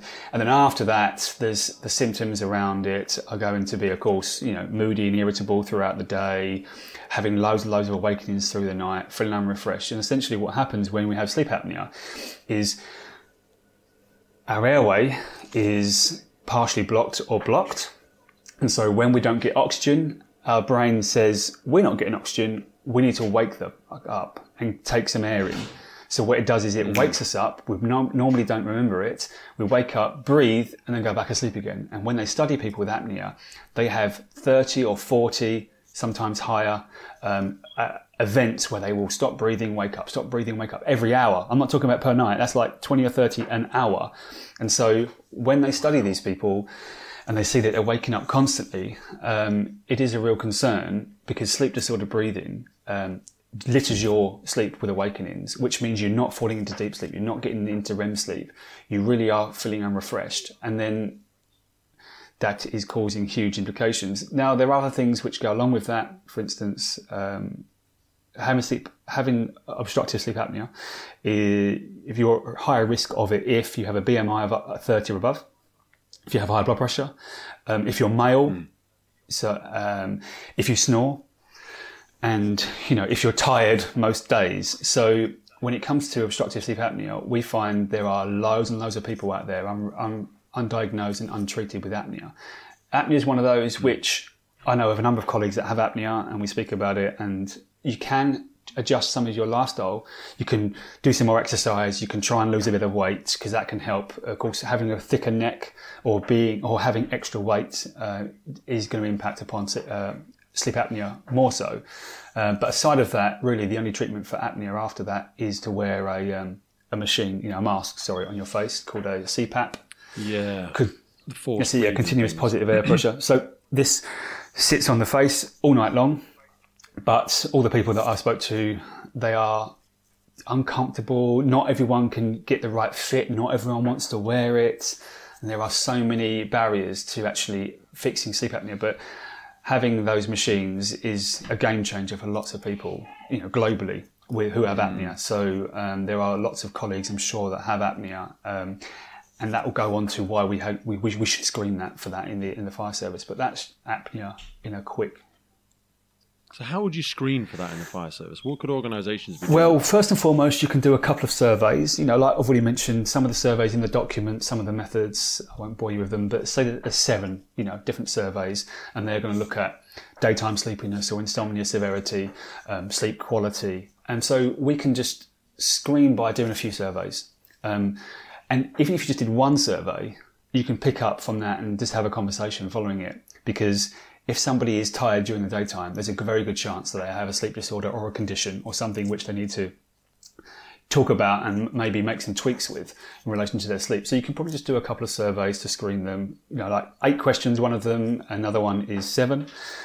You could do those and understand that these are the people here that might need some further investigation. And then from that, we can support them with a CPAP machine, or, go to their GP, go through occupational health, whatever it is. But certainly the 3-year medical, for instance, that lots of firefighters do, that should have screening for sleep. It doesn't currently. It talks about how much nicotine you have, it talks about how much alcoholic units you consume per week or per month, but it doesn't ask about sleep in there. And so there's lots of things we can do. I think we should do blood testing and hormone tests and all sorts, because that has an economical value as well, as horrible as that sounds. But for, chiefs and whatnot listening, it keeps your people in the service for longer, because it keeps them fitter and healthier for longer. Some of the biggest costs to services are stress, anxiety, and then thirdly, musculoskeletal injuries. I think anxiety and stress overtook it a few years ago in terms of the biggest costs. Yeah, I think sleep-related, I think the recent thing I read was sleep-related absences on average is about 10 days per year lost through that. The economic cost is about £1,500 per employee per year. But I'd argue it's far more than that, because like I say, anxiety, people that go off on stress, anxiety and depression, what percentage of that is contributed by poor sleep habit as well? Yeah, it's chicken and egg. What came first? Was it anxiety that then affected their sleep, or was it sleep that pushed anxiety further foremost? And lots of people I work with have sleep-related anxiety or sleep-related stress for sure. So that's insomnia and sleep apnea. But certainly you and I are both. So organisations could be testing for this with their medical. Yeah, absolutely. I think we can do a number of different screenings for our staff that can give us just give us an understanding of where our staff is at, and whether it's operational, non-ops, control staff, and support staff. We can screen everyone and just even if it's just screen everyone and then just get some awareness out there, some education. Just step towards.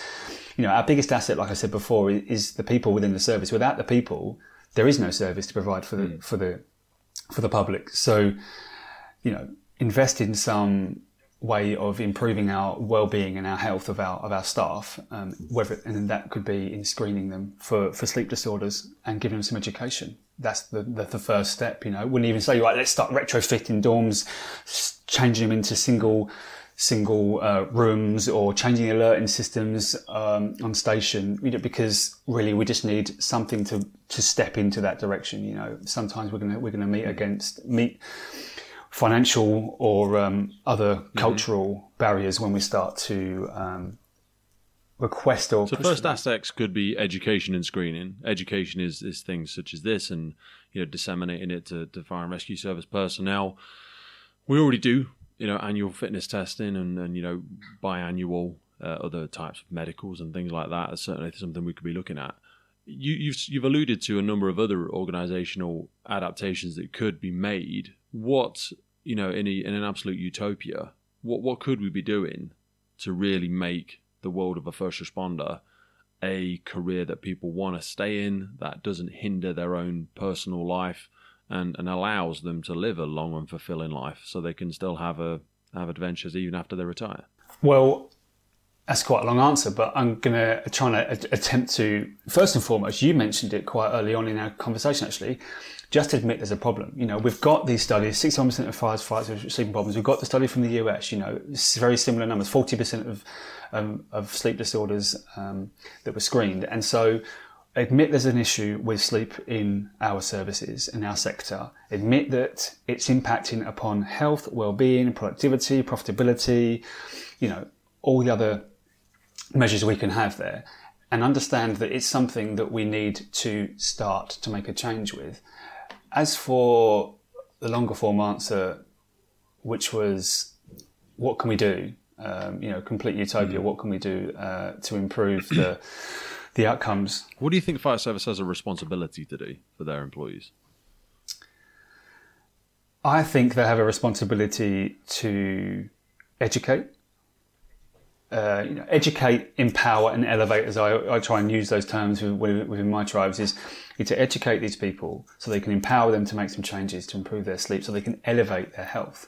And so I believe that we have a responsibility. Like I said to you before, sometimes you can just give the education and you can't do much more than that. You can't with some people. Some people you can, and they'll request and push that. But certainly with health, you can't mess around with it. I think we need to educate these people, give some awareness, educate them, and screen them as a minimum, a bare minimum for our people. And I think that is fundamental. We can adjust some organisational policies, just having, say, a nap policy or a nap friendly or a rest and recovery policy, you call it what you like. Because for so long, not necessarily our leaders, but just the public, our leaders, whoever, was like, we don't pay you to sleep, you don't sleep at work and you shouldn't be sleeping, and that's wrong. And it's something that's sort of marginalised as, there's a stigma attached to that. And so removing some of that stigma and saying that actually we understand that rest optimises performance. Okay, so we need to ensure that the rest and recovery of our people is something which we're doing on When a daily does a basis. nap become a sleep? What are you a napper? Because I love a nap, but for me a nap has a time period. I never go over a certain time, but I don't know what your thoughts are on it. Yeah, napping. I'm not a napper. I suppose because I'm not saying that I don't. You don't have adequate sleep, and I do, because nap is different for everyone. Has different sleep needs. I don't particularly nap unless, of course, I've had a terrible night at work, and then I try and sneak one in with 3 kids, and also this sleep stuff on the side. I'm quite busy, I'm sure, as you are.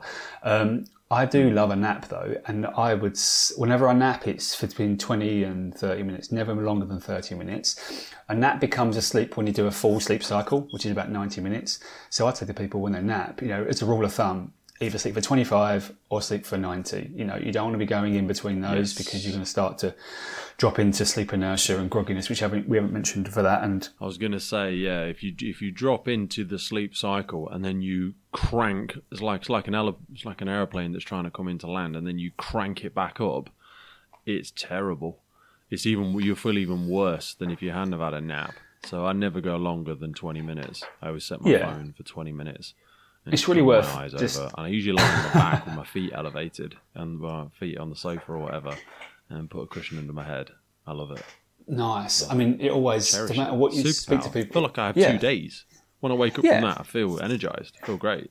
The studies and the data show that, increase in productivity, increase in energy, increase in your motivation, your emotional, and how you regulate your emotions is improved, your focus, and creativity. There's so many, and that science has been around for ages. NASA cracked on with this in the 60s. And so the power nap, the NASA nap, 20 or 30 minutes maximum. You're not going to be getting into deeper forms of sleep. You're still going to get loads of benefit from great sleep. They've been doing it in Europe for decades. Them sleep pods and stuff they've got at Google. Yeah. Like I sort of touched on it, didn't I, earlier on about Google. Like, they understand chronotypes and that their people have different sleep needs, and they want their people to be creative. So how do you get people to be creative? Give them a 20-minute nap in the 3 in the afternoon when they have a release of their sleep hormone. because that's what happens in the afternoon. We don't have like a post-lunch slump. We have a release of our sleep chemical. A small part of melatonin gets released in the afternoon. We all have it, which is why siesta happens and why Google and Apple and other big organizations have these sleep pods around, because they understand, give one of our employees 20-minute nap and they are going to be hugely productive and creative. Economically, even if you just care about the top line, if you create a nice place for people to eat at work, you allow them to have a nap, they're going to want to stay there for longer. You give them a gym at work, all this sort of stuff. Fire stations are set up for success in a lot of these areas. When we used to have, you'd have someone there cooking on station, or you'd at least have a nice kitchen, and then you'd have a little nap. People would come in early. They would stay late. The cultures around stations are built on that sort of thing. Yeah, it's a community. Like you said, it's a community, and it's a place where people want to be together and they want to share, lots of trauma and stories and other activities. And so and these, like you said, top line is where it's at with commercial and with private industries, where they understand that if we want to improve our profitability, then we need to improve our productivity, and that is we can do that with some of these really simple levers, whether it's a gym, whether it's a nap culture or policy. We can dive into some of the things that organisationally we can do around actually delivering longer form training or modules of training. There was they've done a couple of studies and a couple of programs that they did in the US and Korea. They understood that their personnel and their workforce were underslept, so they decided to implement these sleep health programs. That's what they called them, sleep health program, in both the US and in Korea for their firefighters. And it was a different types. It was online training, it was face-to-face training with a specialist, or it was like reading text, going through a workbook. And essentially, all the outcomes were positive from that, whether it be less insomnia severity or improved subjective sleep quality whilst at work or away from it, nightmares reduced, a number of different outcomes were. But there are lots of fire departments and fire services around the world that have implemented some sleep health programs to understand that we just need to give some education. Once we educate them all, if there are a few, or not a few, but if there are quite a few that they need to be screened or assessed for a sleep disorder, then we can do that as well. And we can pass them on to occupational health. We can use an external provider for that. But it's just knowing that if we were to invest in that, then we could make a big difference with some of our underslept or poorly slept members of staff. We want people to be happy at work. We want them to stay in the fire service for longer. We want them to have long, fulfilling careers. And in all first responder, I think the average length of paramedics' careers now is like 6 years or something like that, because they are just chronically overworked and underslept. It's one of the many reasons. Yeah, and the colleagues that I've worked with within the ambulance service, they were some of the highest affected or worst affected for their sleep, certainly. And it's just removing the stigma. Because they work, for police and ambulance, they work nights, they work some of these shifts, and they know they're going to be dog tired. And so they all have a particular plan in place. Some of them nap before, some will nap after, some try and nick a nap in the middle. Everyone has a particular plan, but yes, it should be personalised, but it's not going to work for everyone. It's just, instead of we take on new starters, right, recruits. They come and do all the training, give them all the training, loads of investment, bosh, off you go. Never done a night in their life. Never worked night shifts. Have no understanding of what is to come. Who teaches them what they should and shouldn't do around a night shift, or how they prepare or rest and recover afterwards? No one does that. So we need to just take this and accept that we have a responsibility for it, and also don't to stigmatise it. We sleep is important. We know sleep is important. It's not like it's something that should be for the rich and famous, or it should be for somebody that works a day shift and doesn't work nights, or is not a shift worker. It's something that shouldn't be stigmatised. We should have resources available. We should have lots of things available so that we can make an improvement.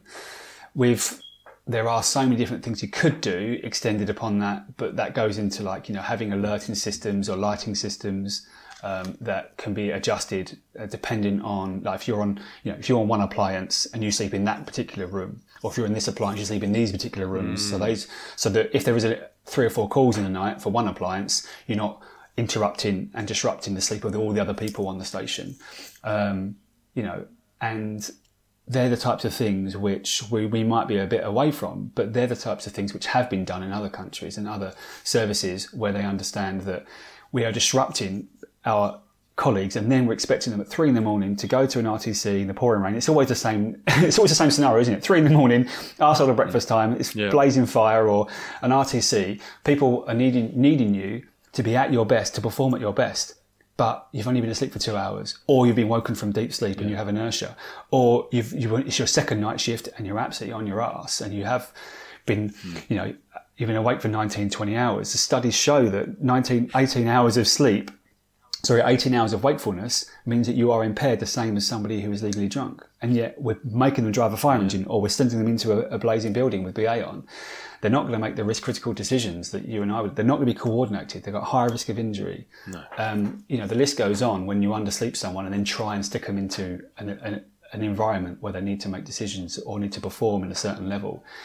You want the person that comes to rescue you to be on top of their game. If they've not been allowed to go to sleep until midnight because the grade book says so, or I know someone, I know a watch manager, or I know a leader who he does not let anybody go to bed before midnight. They can be on their bed but not in their bed. That's stupid. So we know that rest and recovery is important for these people. They're in their bed because they're tired, or they're an early bird, or they're just they just need sleep, and so. And the work's done. We need this. And I'm not. That's an isolated incident. I'm not sure everyone's going to be the same as that. But we just need to understand that we want our people to perform at their best, and they perform at their best when they're well rested. So why keep them up late? Why not let them nap in the daytime? We want people to perform at their best. And so, if there's something which is free that we can give them, like a nap for 20 minutes, or letting them have a more comfortable mattress, or in a room that's got some air conditioned, or there's not 10 other people farting, talking, dinging on their phones, alarms are going off, co-sleeping is the worst idea ever. The athletes sleep on their own because it's the best sleep. Best night's sleep I've ever had is at a fire station. A dorm, not in a dormitory, by the way. In a dorm, co-sleeping is very much, if you want to get into the real marginal stuff, you want to optimize your sleep, and you want to make it just 85% to 95% sleep on your own, 100% every time. So we have these shared sleeping spaces which are not conducive. They're environments which, and I'd say for anyone, bang on the doors of senior leaders, can we just please have maybe an eye mask or earplugs, or both? They're both very cheap, or even just get blackout blinds. Blackout blinds and some decent curtains, stop the light coming in. Maybe if it's some nice mattresses. We haven't got to say retrofit all these single rooms with air conditioning and completely dark with nice red lights around, because it'd be great if we had red lights around the stations after certain hours, so we can help to release that sleep hormone. So there are lots of things we could do. Some of it is in the future, some of it is now, but there's we can give people eye masks and earplugs. We can educate them, give some awareness relatively cheaply, or screen them. Mate, I absolutely agree. I think we've explored some awesome areas there. How can people access a bit more of this information? Do you have plans, or has there been an appetite? Have you had any conversations with, national organisations, NFCCs, CFOs, I don't know who, to be able to get a national awareness piece on this, specific for first responders? I haven't, but you just mentioned the NFCC. So the NFCC, working with the Firefighters charity and the Home Office, commissioned a report which was done by Nottinghamshire. I've got it next to me. Nottinghamshire University, and they have a summary report which was released in March. Now, this stuff, as usual, there's no devil in the detail. Also, the devil is in the detail, but there's no detail in this document. It's just a number of recommendations across the sector. We should be improving health and well-being of our staff. One of the key findings was that sleep disruption affects the mental health and performance of firefighters. We know that. But the good thing is that that's part of the recommendations, or a key finding in that. So nationally, there is a movement. But as you know, with national movements and reports and recommendations, when it comes down all the way down the line to us, it could be some time. So there's positives in that we are moving towards well-being and the mental health of firefighters, and sleep is included in that. So nationally, we are going that way. I think we're on the start of a slow process, because nothing is ever quick. My own work has not reached, a national FBU, for instance, the magazine, or any NFCC or other fire service colleagues within. Do you want it to? Have you got an appetite for that? Because that is a big beast to start doing. Yeah, no, I've certainly got an appetite to support the work that's already been done with a couple of the documents we've mentioned and some of the stuff, the report that's been recently done through the Firefighters charity and the NFCC. So certainly got an appetite, because what we don't have in our industry really is somebody that understands sleep, or I'm not saying I'm a sleep expert, because I'm a student of it and I'm always learning and forever will be. But, I'm in a unique position where and I'm not banging my own drum here, I'm just saying that, I work in the service, I work in the sector, I understand about sleep. I understand that I believe that I've got a number of different options that we should explore. And nationally, like they did in Korea and like I've done in the States, they've made some adjustments and huge improvements in some of those things. They're changing bloody school start times in the US because of the data, and that is huge. But all of this stuff's available to us. There just have to be a big enough desire. With a big enough why, you can overcome anyhow. You just have to want to make a change. And someone like you has to be passionate enough about it to do that heavy lift. Yeah. And I think that about 18 months ago, I said, right, I'm going to go for it in my own sort of sphere of understanding and influence at the time. And I'm going to go for for occupational health. And like I said, the doors got kicked in my face, and it was not enough evidence, not enough funding, all that old shebang. So I had more of an inclination then than I do now, and I say that only because I'm not going to support the fire service sector in this journey. It's just that I then moved into helping businesses, I go into education settings, into schools. I do and help pupils, students, and parents around navigating the changes within adolescents, children, and their sleep. Go into businesses for their well-being and health for their staff around sleep, and I work one-to-one with clients. So now already I've got 3 lots of huge areas that I focus on and I work towards. Yes, I'm a full-time firefighter as well, and when I'm there, I certainly can push and pull some of the things that we're speaking about, but my brain is pulled so many different ways that I can't always give the energy and focus, especially that we're so busy at the moment, like constantly on standby movements. Don't even talk about sleeping on standby movements, constantly on standby movements, constantly we're driving further and further afield because we've got less and less resources. So I'm finding that my time at work is really, really limited to developing people and trying to deal with stuff versus actually, writing out long emails and getting meetings with team leaders. But I certainly have an appetite that it should be improved for lots of reasons, and some of which we haven't even covered, but lots of reasons. Mate, we should have a national lead for it. The NFCC or someone should invest as part of their health and wellbeing sector, because obviously, like you say, they politely reference stuff like that, and they're happy to fund a research document, which is wonderful, and it's wonderful that they're even considering doing that. But then it's like, what are you going to do with the information now you've got it? Yeah, like I said to you, the recommendations are great, but what's the detail of that? What do you mean by... Where does this go? What do you mean by that? How is it going to do about how does it look for frontline services and for support staff or both? And so, really, sleep is it's this necessity, it's necessary bodily function. It cannot be replicated through any other means. The fire service leaders or fire service industry, sector needs to let go of that attitude that we don't pay you to sleep. And I think we are. And firefighters need to lose the idea as well. This is really important, that firefighters need to lose the idea that they can function as well without adequate sleep as with it. No one is immune to the effects of sleep deprivation, including firefighters and emergency service workers. Rest doesn't just challenge work ethic, it optimises it. And I think value in sleep is not a weakness, and sleep deprivation is not a strength. It's absolutely been a big shift I've had in the last 10 years for me. It's now a secret superpower.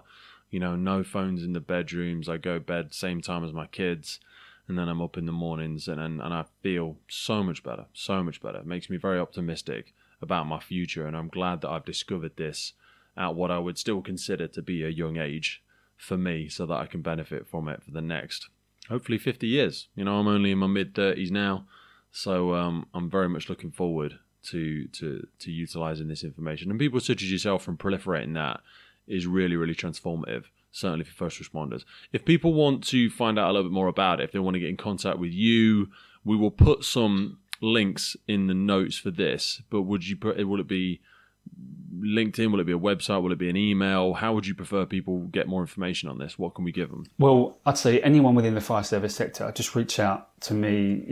I can give you my email, as in within the fire service, because I've got no other sort of avenue within the fire service to get hold of me, and that's dan.evison, that's Evison, at essex-fire.gov.uk.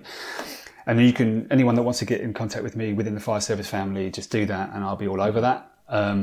But aside of that, then really, it's just the stuff that's in the notes, which is the social media. I've got a website. The website and the social media stuff is where you can get lots more information around it, around some of the stuff I've been speaking about, or you can contact me. We can chat about stuff.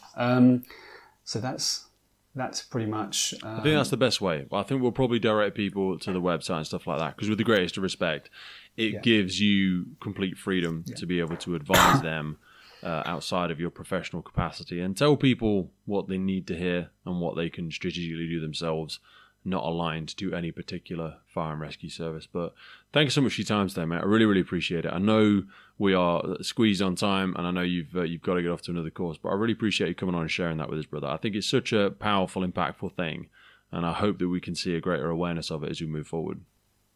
Yeah, me too. No, I hope we all benefit from sleep. And whenever I speak to people in the fire service, they're like, how long until you can get us more sleep? How long until we can go to bed at like 2 PM? I'm like, do it. Just do it. Hit the KPIs, as they like to have. I mean, the KPIs, I wish the KPIs were, how do you feel? How happy are you? How well slept are you? What's your nutrition like? Have you exercised today? I'd rather the KPIs be that than all the other KPIs, which can sometimes really frustrate me. Process before people. I'm not cynical. I'm not saying that's the case across the service or even in my service, but sometimes it can just be, you just wish that you could just do people first. 100%. Yeah. Love it. Cool. Thanks so much for your time today, mate. I really appreciate your time as well, dude. The Firefighters podcast was created to recognize, acknowledge, inspire, and hopefully even motivate these incredible individuals who have chosen to be part of the first responder community. Our driving purpose is to create a legacy resource for the current and future generations of firefighters and first responders. We get some incredible feedback from listeners and guests, and as the podcast grows, our desire to create longevity and sustainability means that we are asking for the support of our listeners. If you want to support the podcast, if you want to get discounts to our merchandise, hoodies, clothing, coins, patches, tallies, and also access to all of the incredible documents get shared with us from our podcast guests and sector leaders, then please head over to our Patreon page, and for just £3 a month, you can support the future of the podcast. Please finally hit that follow, subscribe, or rate button on the platform you're listening, and wherever you are in the world, please support your emergency services responders, and thank you for listening.